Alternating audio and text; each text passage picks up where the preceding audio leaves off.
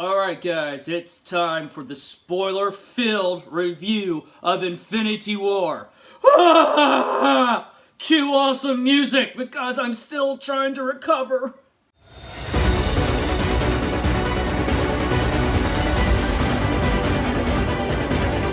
Like I said, expect full spoilers. I'll say this, if you're debating taking your kids to this movie, you should watch this, alright? If you think, nah, sure, they can handle it, go take them. It's not gonna, we'll talk about that at the end of the video, okay?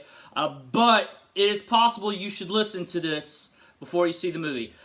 However, man, I don't want to ruin it for anybody, so I'm hoping that most everyone who is gonna watch this video has already seen the movie and will give us discussion in the comments, because I want to hear your reactions, alright? This is going to be a divisive movie because of the ending.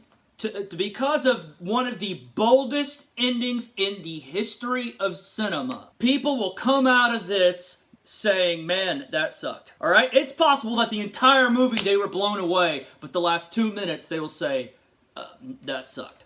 However, I'm willing to bet that this time next year when we all blow away the box office again and go see Infinity War Part 2, or whatever it's called, I'm guessing Gauntlet, and they fix a few things within that, I'm willing to bet we'll all look at this Infinity War movie a lot like people look at The Empire Strikes Back. But right now, we're in limbo. Jeremy, what are you talking about? Just talk! Okay, here we go. So the movie starts out just like so many of us predicted, but yet we wanted to be wrong. A chilling distress signal is sent out through the cosmos. Families are dying. Send help now. Send help now. And we come in after the battle has happened. There are dead Asgardians laying around their ship. Thor is lying beaten. Heimdall can barely breathe. We don't see Korg, we don't see Meek, we don't see Valkyrie. I'll talk about why that might be important here in a minute. Thanos already has the Power Stone. He wants the Space Stone, which is inside the Tesseract. And so Loki comes out. Thanos grabs Thor by the skull and starts squeezing and starts pumping his brain full of the Power Stone. And finally, Loki relents and says, "Stop!" and gives him the Tesseract. And then tries to pledge his allegiance, and then tries to stab Thanos in the throat. Thanos then grabs him by the throat and slowly squeezes in a very dramatic Loki kicking and giving some brave last words, "You'll never be a god," until finally Thanos just snaps his neck. Now before that, and I hate to just kind of go out of order, but that's kind of the way this is going to go. Before that, there's this great scene of Loki saying, "Yes, but we have a Hulk." And the Hulk comes out, and right off the gate, we get this brilliant Hulk versus Thanos fight. And in the first few seconds, the Hulk is smashing, until Thanos, who is every bit as strong as the Hulk, even stronger now because he has the Power Stone, uses actual combat technique and absolutely beats the Hulk down, defeats the Hulk. And then Thanos blows up the ship. Now, are all the Asgardians dead? That's the way it seems. Though, as you guys know, eventually Thor is going to be found by the Guardians of the Galaxy, and they're going to go on this quest. But one of the things, you could have missed it. Many people did. But I know I heard it. Thor told them, he killed half my people. Alright, so I'm willing to bet that Thanos has the other half imprisoned. Thanos has the other half imprisoned. I'm willing to bet he has Valkyrie and Korg, maybe even Meek and a few of the others. However, Heimdall, in his last moment of power, he's the one that sends Bruce Banner, the Hulk, to Doctor Strange.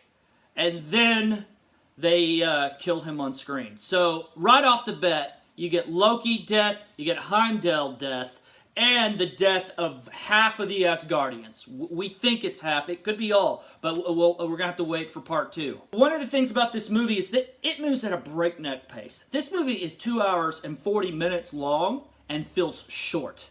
because it goes from scene to scene to scene. You know, when I first walked out, and I'm willing to bet a lot of people will complain about this, when I first walked out, I was thinking, I'm blown away, but the pacing was kind of weird, and it is weird. But I've been thinking about this a lot, and I really believe this pacing is not just the directors messing up the pacing. I think it's on purpose. No one gets a chance to breathe. Thanos, now that he has the Space Stone, his armies can be anywhere at any time. He pops in, he pops out.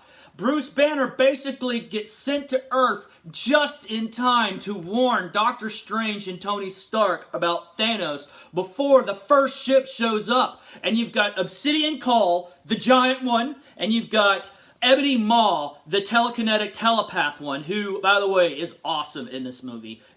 Definitely the best of the Black Order. Engaging in battle against Doctor Strange, Wong, Iron Man, who's got this awesome new nanotech that he goes with his suits.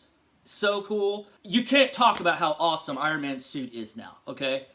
And then eventually Spider-Man shows up and helps out with this fight. They lose the fight because Ebony Maw gets Doctor Strange, who has the Time Stone, but he's got it stuck on him through a spell, and so he takes him away into space, but Spider-Man hitches a ride, Iron Man ends up there, and they, together, eventually, they kill the Ebony Maw by sending him out into space in this hilarious alien reference from Peter Parker, and rescue Doctor Strange. And then the idea, at first it's like, well, we need to get this Time Stone back to Earth and protect it. And Tony Stark points out, yes, but think about this. We're going to have to fight Thanos. Is it better to fight him on our turf when he's ready, or to surprise him and go to him? Because we know where he's going to be. He's headed to Titan. Doctor Strange agrees. So they send their ships out, okay? And they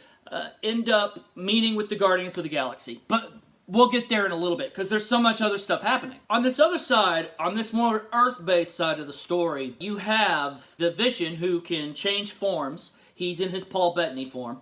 Has been spending the last few weeks with Wanda, with the Scarlet Witch, in Scotland. And they're having discussions about, hey, for right now, unless we're needed, why don't we just stay? Why don't we just love each other? Why can't we be together? And as they're discussing this, Corvus Glaive stabs the Vision through the chest with his special spear. The spear is going to infect him and keep him from phasing and using the bulk of his power, okay? So he can't go walk through walls, but he also can't do the thing where he super condenses and makes himself like as physically strong as Thor. Still formidable, but injured, and can't do those things. Then he's not alone, because Proxima Midnight is there as well, and the Scarlet Witch and the Vision are trying to fight them off, but it's obvious that they can't do it. But Bruce Banner has called in Captain America, and when Captain America shows up, you want to applaud, alright? Yeah, he's not Captain America anymore, he's Steve Rogers. We call him Nomad because that's what happened from the comic books, okay? But when he shows up, it's awesome. So then he, Wanda, a slightly injured Vision, the Black Widow, who has some pretty awesome gear now, and the Falcon take on these two. And the Black Widow gives a very painful wound to Corvus Glaive. Realizing that they're not going to win this right now, they beam themselves back up into their ship and they take off.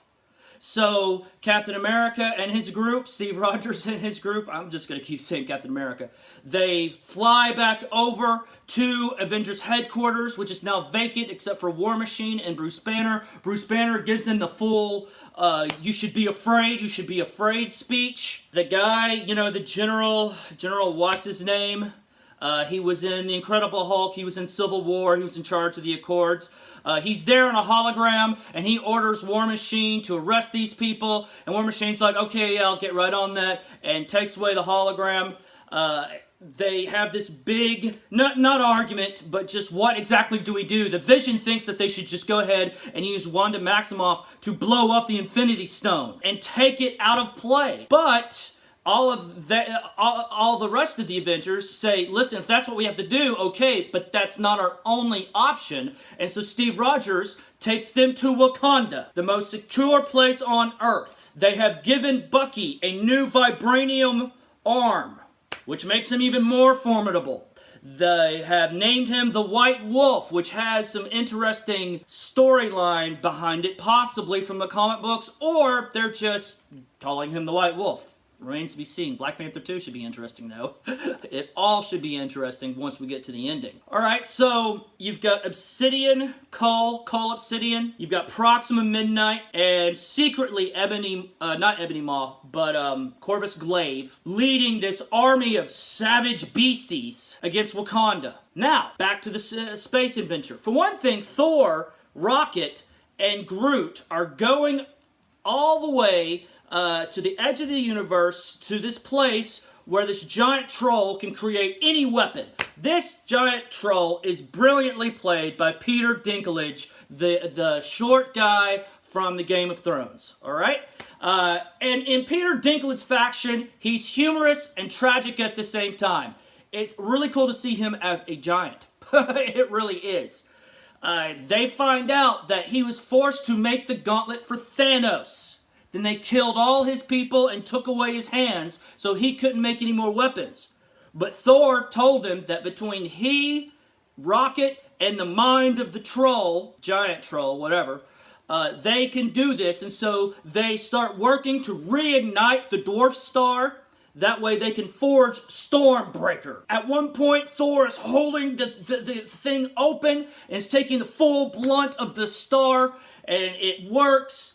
The axe hammer is produced, but he's dying. Groot takes off one of his arms and attaches it to Stormbreaker as the handle, and then Thor brings it to him with his power and is fully restored. Alright, we'll get back to them here in just a little bit. Meanwhile, the other parts of the Guardians of the Galaxy, they're going to go to Nowhere. K-N-O-W. Nowhere, alright? The place from the first Guardians of the Galaxy, where they tried to take the Power Stone at the beginning. Evidently, the Collector has an Infinity Stone. He has the Reality Stone. If you've seen Thor the Dark World, you already know this at the post-credit scenes. One thing we already know, because of dialogue between Thor and the Guardians before they separate, is that Xandar has been decimated.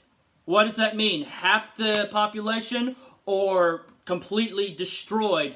Thanos has decimated Xandar, which means, which has a galactic effect, obviously. For one thing, the Guardians love the people on Xandar. They're allies, they're friends. Now their friends evidently are dead, okay? But now they need to go to Nowhere, that mining station inside the floating head of a Celestial, and stop Thanos from getting the Reality Stone. And again, this is very interesting because at first it looks like Gamora has killed Thanos. She jumps forward, does some stabby, and Thanos is down, and she starts bawling. She starts crying because ultimately he is her father, albeit stepfather. She hates him, but she does love him. There's this great flashback scene of Gamora as a child, and Thanos, who is brilliantly played by Josh Brolin. Thanos, in tragic fashion, rescues Gamora from his own devastation of her home planet. Is even making sure she's not watching the execution of half of the population. I want to talk more about Thanos in a second. Let's finish this scene. Alright, so here you have, he's laying on the ground, he's dying. Star-Lord's like, well, that was easy. But then you hear the voice of Thanos, and you can hear him saying, I'm glad to see that you still care. And all of this just goes blank. Thanos has already been there. He's already killed the Collector. He already has the Reality Stone, so he fixes reality to the way it is supposed to be, and then just easily takes the Guardians down. What do I mean by down? He doesn't kill anybody right here. He takes Gamora. Star-Lord hesitates and hesitates, but finally tries to kill Gamora because Gamora knows where the last Infinity Stone is. And Thanos takes her away. By the way, he also augments reality, turns Drax into a bunch of blocks, turns Mantis into some weird swirly thing. When he leaves, they reform, but still, you can already get a big vibe for just how ridiculous Thanos is. So Thanos takes Gamora away.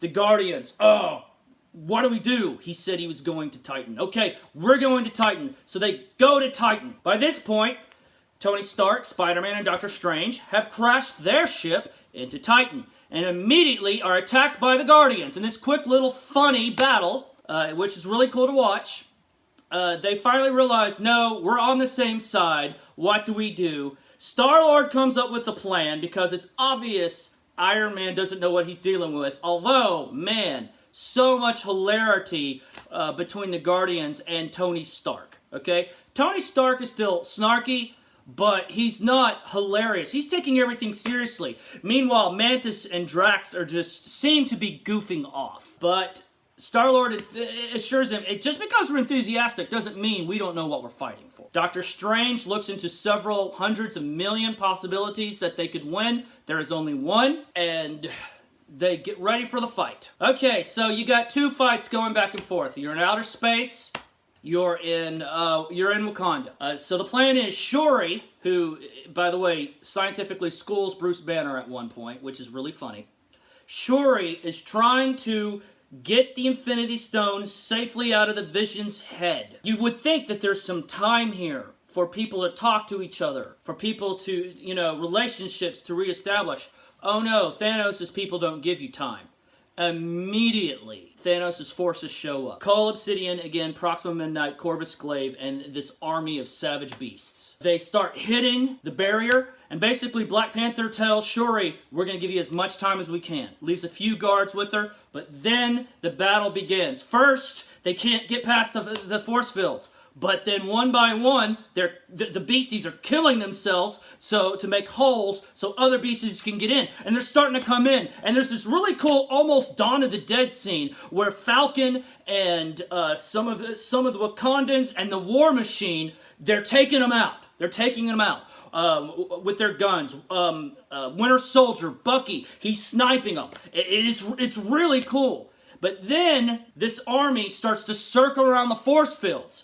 And Okoye, the awesome warrior Michonne from The Walking Dead plays, Okoye warns the Black Panther, if they go around, then there is nothing to protect the Vision. Then we got to keep them in front, Steve Rogers says. And so the Black Panther orders them to open a chasm in the force field. And sure enough, they come back and they're all rushing through. And oh my goodness, it's awesome.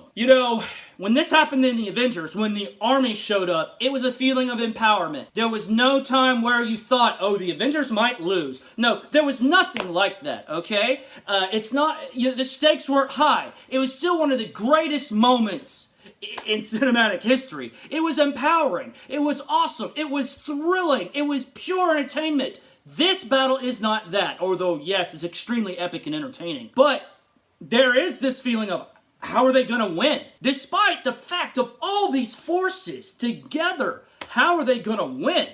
Because this army seems limitless, plus you got 3 members of the Black Order. We'll get to that in a second. But this battle is savage, okay? And, Steve Rogers and Black Panther, they're the first into the fight because they outrun everybody.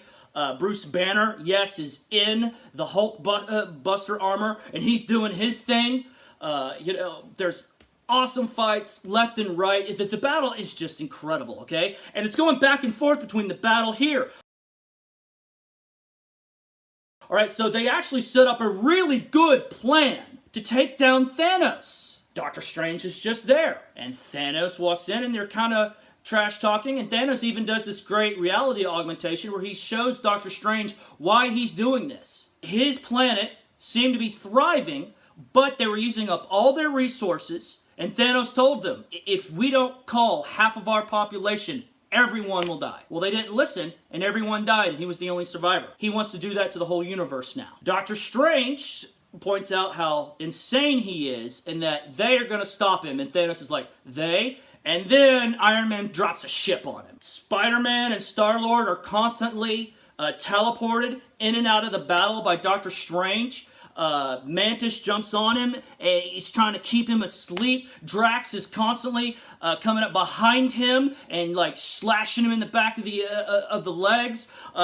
It's awesome. It's brilliant. And the way it goes back and forth, Wakanda-Thanos battle is great. And there's this point where it seems like they have him. Doctor Strange has him in his most powerful binds. Spider-Man and Iron Man are on the gauntlet. Drax is holding him Mantis is keeping him asleep, and you can see him trying to fight against this. Nebula has shown up and has joined the fight. More on this in a second, because I'm going to flash back in a moment. Star-Lord comes up to Thanos and says, "Where's Gamora?" And this is where the fight changes. Why? Let's rewind a little bit. Thanos tortures Nebula to the point where Gamora agrees to show him where the Infinity Stone is, the Soul Stone. And they go to this far reach, and it's being guarded by what looks like death itself. But then you find out it's the Red Skull from Captain America, the First Avenger. Yes, he was teleported to this place. He has tried to get the Soul Stone, but he's not willing to pay the price. And he's telling Thanos these things. And as they come to the edge, the Red Skull tells him, "You're going to have to give up that which you love the most. It will cost your own soul." And Gamora just goes off laughing at him. It's just saying, "Finally, I have waited my entire life where you look at yourself and say, I have failed." And Thanos turns to her with tears. And Gamora's like, "Really? Tears from the Titan?" And the Red Skull ominously tells her, those tears aren't for himself.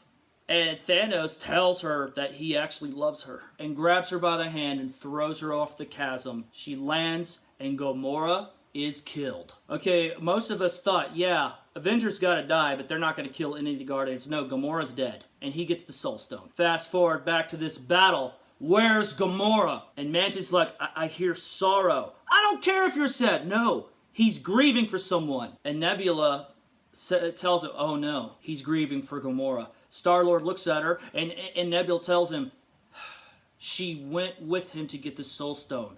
He came out. She didn't.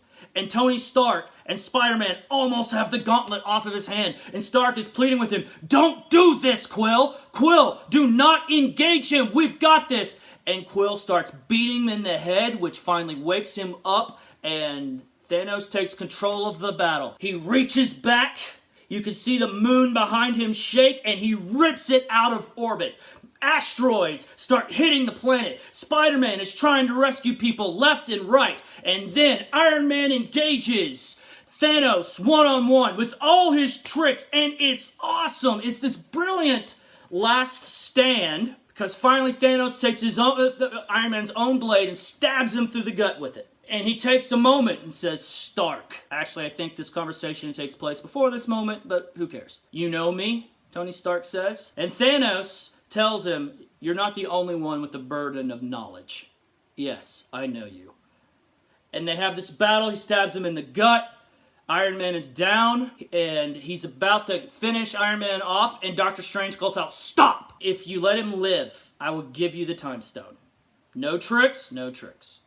And so, yes, Doctor Strange gives up the Time Stone, and Thanos teleports away. What have you done? Iron Man says as he heals himself with his nanites. So awesome. Doctor Strange looked at him and said, believe me, this is the only way. We are in the end game now, Tony. And you go back to this battle, and our people are losing until there's a strike of lightning, and down comes Thor, Groot, and Rocket to join the battle. Thor, in epic fashion, levels the playing field with Stormbreaker. It's awesome. Groot, teenage Groot, is doing his Groot thing, impaling things left and right. At one point, Thor looks at Steve Rogers and is like, it's good to see you. Hey, you cut your hair. You copied my beard. They laugh. Oh, this is my friend. I am Groot, Groot says as he takes down like a dozen of these beastie things. I am Steve Rogers. Hilarity, okay? So they're fighting. War Machine and Captain America end up taking on, and the Vision end up taking on Corvus Glaive. The Scarlet Witch, the Black Widow, and Okoye, in an awesome battle, end up taking on Proxima Midnight, alright? They kill Proxima Midnight in brilliant fashion. Then, even though Banner is using the Hulkbuster, he can't completely control it. Plus, the Hulk refuses to return. In New York, he refused to return. Now he's refusing to return. By the way, that great scene in the trailers where everybody's running through the forest, including the Hulk, that scene does not happen. It's not in this movie. That was a complete bait and switch. The Hulk doesn't return, but he uses the Hulkbuster and takes down Call Obsidian in really awesome fashion. All right. The battle all the way around is just really cool. There's a lot of one-shots. There's a lot of crazy team-ups. There's all kinds of great stuff. It's epicness scale completely. Corvus Glaive has gotten in the Citadel. Shuri was not able to get the stone out in time. They engage him in the forest, but between the Vision, Captain America, and the Hulkbuster, they are able to stop these two Black Orders. And then, as the Avengers start and more warriors start to come into this area in the forest, the breeze picks up. What's going on? Vision warns, he's here. And then he tells Wanda, it's time. You have to kill me now. No, I won't do it. And Thanos teleports in. All the Avengers make a mad dash for him, but they can do nothing. Thanos, at one point from this trailer, okay, Steve Rogers catches it, and with every ounce of strength, he's trying to hold back Thanos. And you can actually see Thanos give a look of, that's actually impressive. But forces him down and knocks him out. Doesn't kill him, knocks him out. And finally, Wanda force fields Thanos away because she is that powerful. But he's pushing, and he's pushing. And then she beams into the head of Vision, and eventually, just in time, funny use of words, she destroys the Infinity Stone! And the Vision dies. And she's crying. And again, the emotional understanding of Thanos, he feels for her. And he holds her by the head. Not in a threatening, crush Thor's skull type of way. Just in a reassuring, I'm so sorry for you, child. I understand. How could you? He doesn't feel the need to answer, but he walks forward and says, but ultimately, time is not on your side. And he uses the time stone, reverses Vision's death, brings it back, takes the thing out, puts it on, and kills him. He now has the Infinity Gauntlet. And then Thor shows up and stabs him in the chest with Stormbreaker, the weapon that can kill him. Oh, he's down. And Thor, he's holding his like, I told you I would kill you. And Thanos looks at him and says, he's mortally wounded. And looks at him and tells him, you should have taken my head. And snaps his fingers. And it's all black. A lot of people are predicting this to be the ending. I kind of thought this would be the ending, that it would stop here. Because if you know the comic books and all this dialogue from the whole thing, snap your fingers, half the universe dies.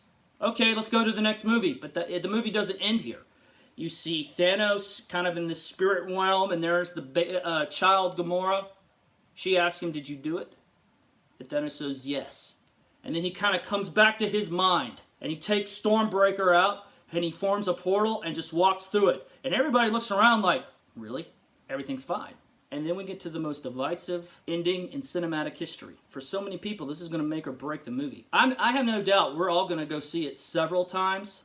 But I'm willing to bet there's going to be people walk out before this scene happens. We don't get fade to black, show us a post-credit scene. No, that's not what happens. You hear Bucky say, Steve, and Steve turns around, and Bucky turns to ashes and dies.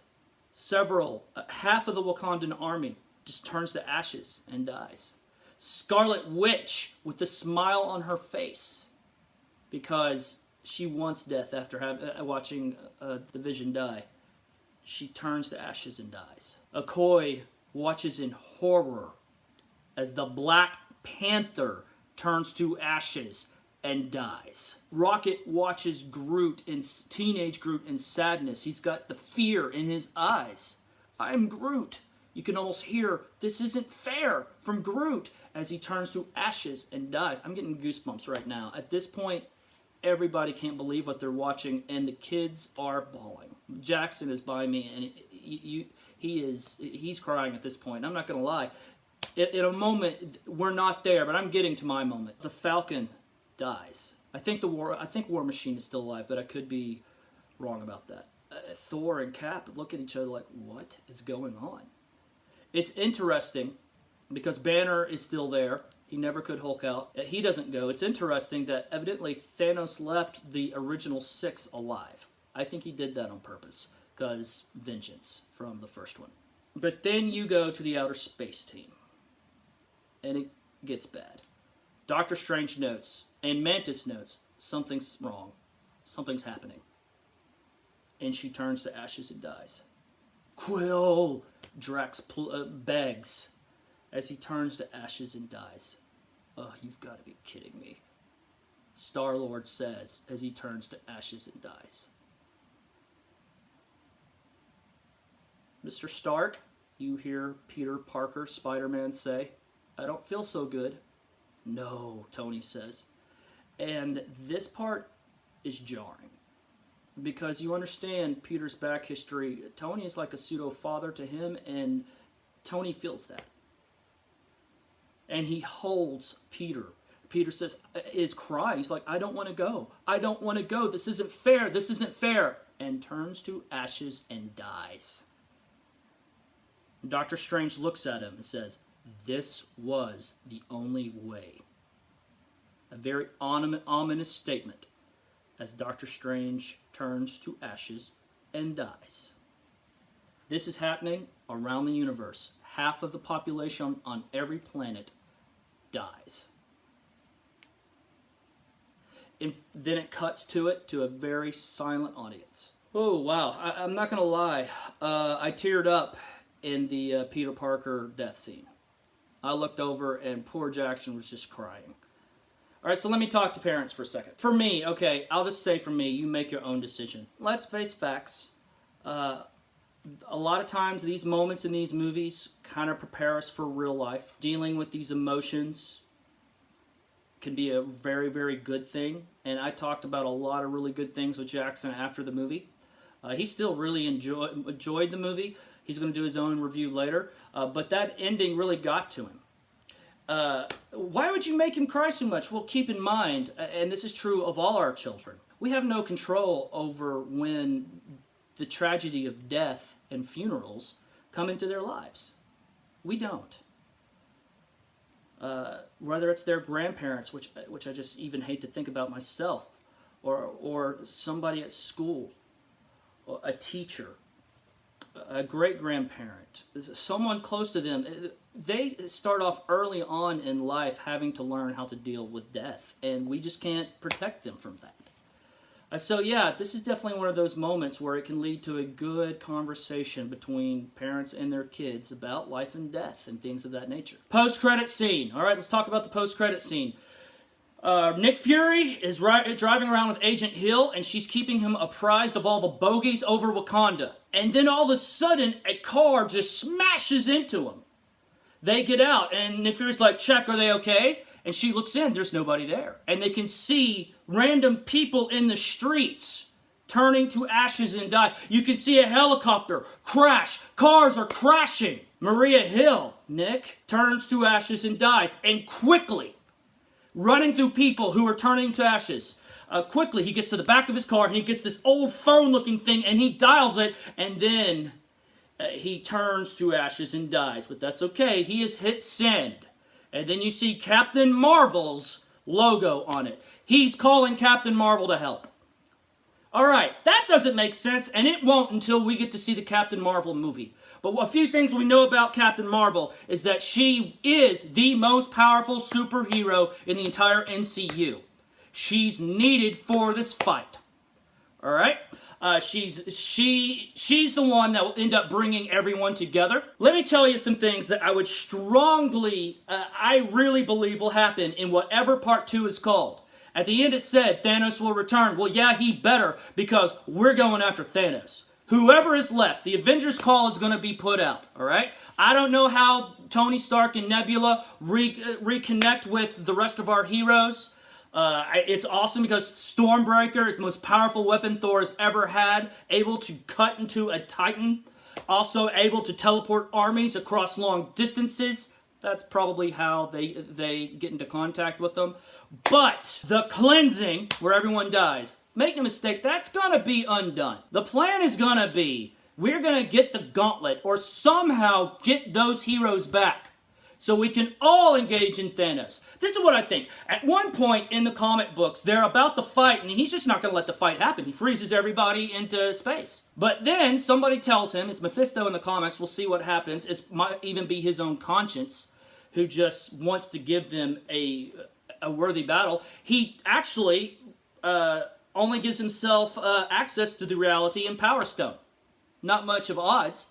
But it is entirely possible here, or somehow, that the hero call is undone. Or maybe they get the gauntlet and the call is completely reversed. I don't know. All right? But listen, everyone who dies in the call, they're going to come back. There's no question. If they didn't, that would be a huge mistake from a company that doesn't make much. Many mistakes, right? Black Panther, not going to be dead. Spider-Man, not going to be dead. You're not going to pull the Miles Morales thing just yet. Doctor Strange, not going to be dead. All right?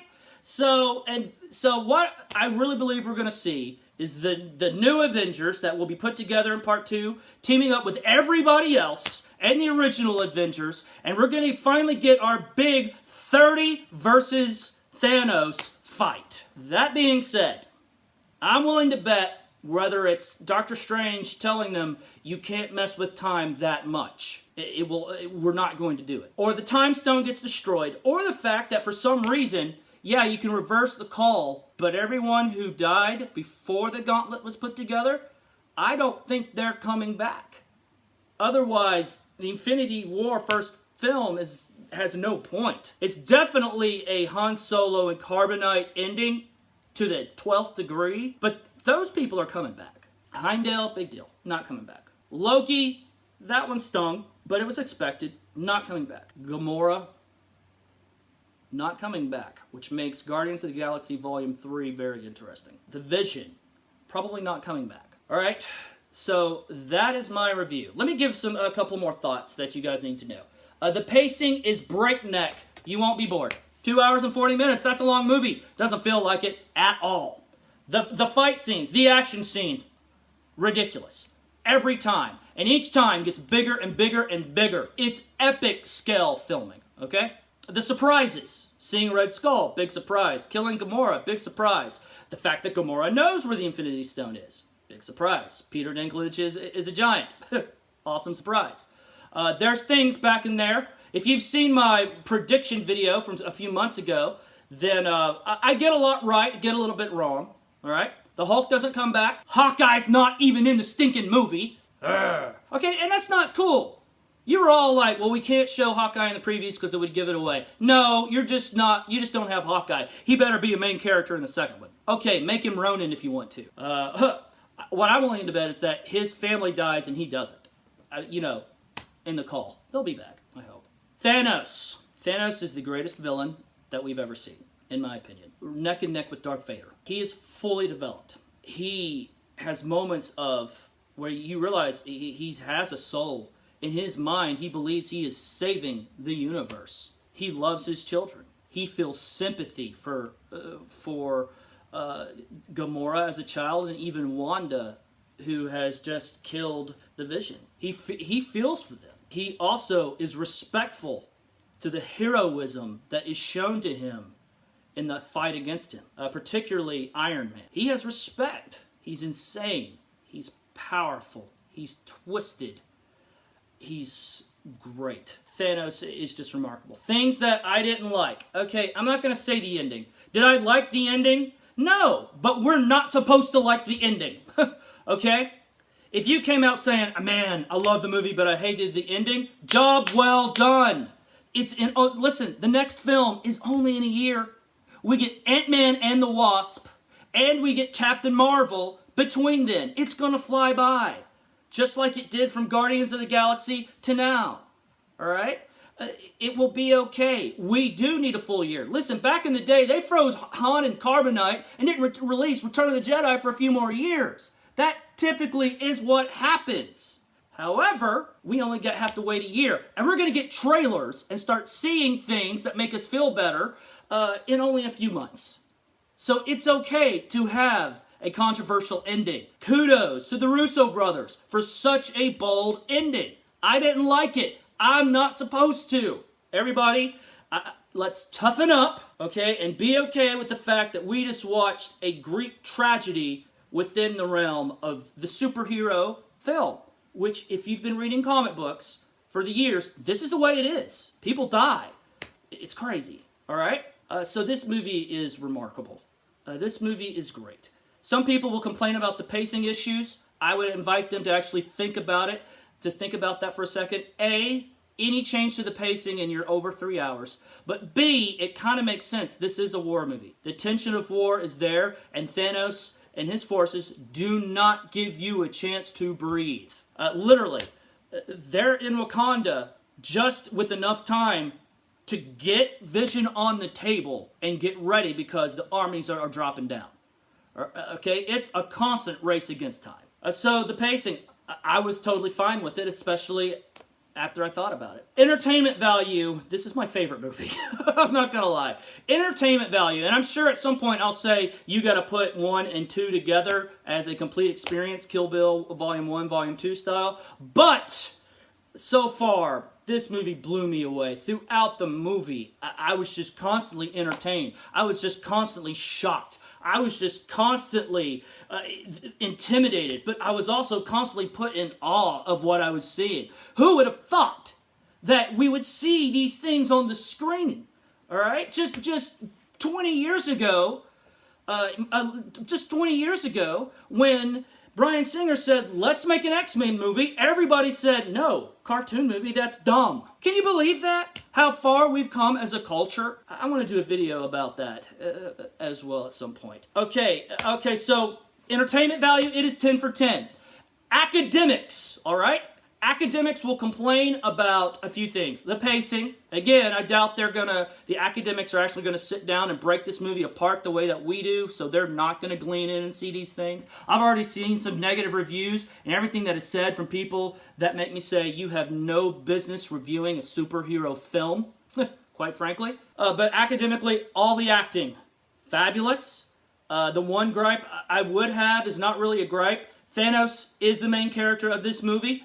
There's not a lot of some of the other characters. I'm willing to bet that Thanos, Star-Lord both are on the screen more than Steve Rogers and the Black Widow. Banner has a little bit more to do, but you don't see them a lot. But when you do see them, it's always awesome. By not a lot, I don't mean it's like, oh, they're only in it for 2 minutes. No, they're in a good percentage of the movie. It just doesn't feel as much compared to these other characters. To tell you the truth, it kind of feels more like a Guardians film than it does an Avengers film, but I would actually have to think about that a little bit. So academics. If I'm being honest, I'm going to say 8, all right? It's going to win some Academy Awards. Nothing like Best Actor, Best Picture, anything like that. However, the script is actually really good, so maybe it gets nominated. It should be nominated for Best Picture. Of like the 8 films they're going to nominate, it should be in there because it's such a big event. Who knows what the Academy will decide to do. However, as far as special effects and things of that nature goes, yeah, I think they're going to win some stuff as far as that goes. All right, some technical aspects, maybe sound editing, maybe special effects, things like that. To tell you the truth, they're never going to do it, but Josh Brolin should be nominated for his motion capture performance, but they refuse to do that because they still think it's the 1930s. All right, this movie, if you're all into academics and you only like academic films, for some strange reason, you don't like these movies, okay, that's fine. You probably won't enjoy this, although you'll be entertained in some places. However, for the 90% of us right at it around the planet that watch movies, who have fully supported the Marvel franchise, for those of us who have helped make Marvel, I think 5 of the top 10 grossing films of all time, if you include Infinity War, and you might as well, including a few in the top 5. Shoot, the Black Panther is number 3 all time, okay? It's close to $700 million. Why? Because it was great. Best Marvel film? No, it just came out at the right time. But it's one of the best Marvel films. But Infinity War is awesome, extremely entertaining, a devastating ending, but still, if you're going to be honest, the greatest of the Marvel films. This is Jeremy Guerin at Pointlessly Relevant. Please join the discussion in the comments. Have a wonderful day. Cue the awesome music, and let's get this conversation started.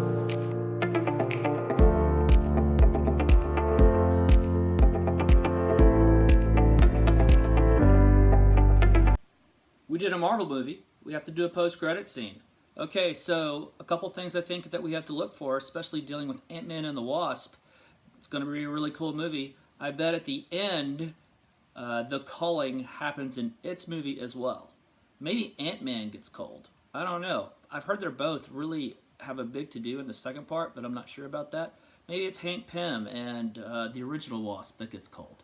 Who knows?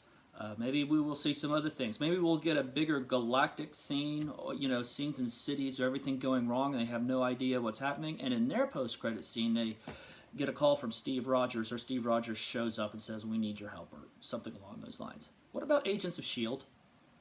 All right, for so many years, they've really drawn a lot of audiences because it's all connected. Are we about to see the culling affect their show? That would be very strange.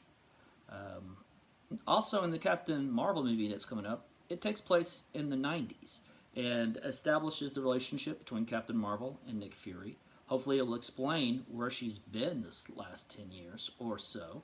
It will have the Skrulls in it. It's also going to have Ronan in it and a couple of other characters. We got a lot to look forward to. Look forward to hearing your conversations in the comments. And for real this time, this is Jeremy Garrett. Have a pointlessly relevant day.